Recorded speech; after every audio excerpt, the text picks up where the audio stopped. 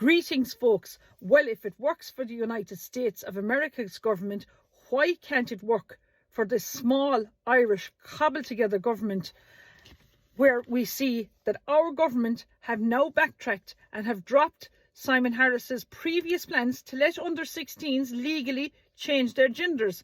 There are now only two genders, male and female. Look, it has been 2 weeks since Donald Trump took office, and the EU now is proposing an overhaul of the entire migration system. This is huge news now to Ireland, right? To allow mass deportations of failed asylum seekers and criminals. This has happened just 2 weeks after Trump took office, and his influence is already influencing Europe. And look, Donald Trump is also investigating now, where did the $70,000 US for a production of a DEI musical in Ireland go? Because as an American, Trump has stated that he doesn't want the American taxpayers' money to fund this type of crap. And there we saw last week, there were 6 USA hostages being held in Venezuela. They are now back in the USA. Trump and his team got them back without ever trading any hostages. But they also got, this is the part I love, the Venezuelan government to bring their planes, their own planes, to the United States, to bring the illegal immigrants that came into the United States from Venezuela back to Venezuela. And they're sending their own planes, the Venezuelan government, and they're paying for it. This is the new standard that Trump and the USA are doing now, and they're setting the precedent. Now, I have one question now to Micheál Martin and the Minister for Foreign Affairs. If this can work in America, why can't you do the same to all these illegal migrants that have come from Syria, from Africa, Afghanistan? Why can't you do the same precedent as what's happening in America? Because it's working there, and they're a massive country. You know, surely it can work here. And look, Donald Trump has also called for an audit of all US funds that were sent to the Ukraine. Where are all the hundreds of billions gone to the Ukraine that are miraculously now unaccounted for? I'm asking now Micheál Martin and the Minister for Foreign Affairs to carry out a similar type audit, because do you remember there's 15,000 Irish people homeless on the streets, and Simon Harris went out to the Ukraine only a few months ago and handed over 39 billion euros to the Ukraine Prime Minister Zelensky. Now I'm asking the government now to do what Trump is doing and carry out an audit to see where that money is.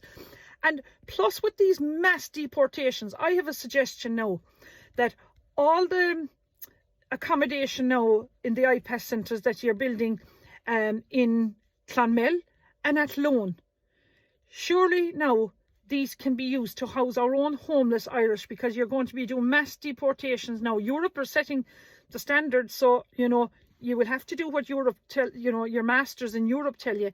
And now, one thing for sure is the world is awake now with what's happening, and you know people now are copping on, and everything that I've been saying for the last year, people now are saying, Michelle, you're saying what everyone else is thinking. But I had a lot of farmers now have contacted me in regards to a very famous farmer's TikTok account who goes by the name of @ToMe2U Farming TikTok. Apparently, this man who runs this has a massive following on @ToMe2U Farming TikTok. He's after receiving a massive threat from a co-op, and he's very worried about his account now being taken down or what might happen. I have looked back at his videos. This man has mentioned no co-op's name whatsoever. So I would say to you, Mr. Toomey, hold tough.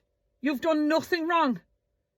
The worst that can happen you is you'll be falsely imprisoned by the Irish state and you sue them afterwards for that. But you've done nothing wrong, and hold your power.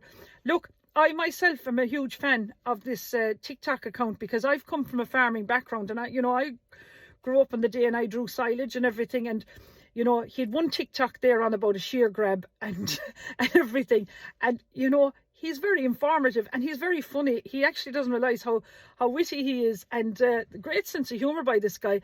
And also, what I do love about him is that he's an outlook there for farmers, because I keep saying farmers are the forgotten men and women in our communities, because it's a very isolating profession for a lot of farmers. And to have somebody like him educating the farmers and having fun, a bit of fun at the same time, I think that's invaluable. And look, you, Mr. Toomey, have an Irish constitutional right under Bunreacht na hÉireann to freedom of speech.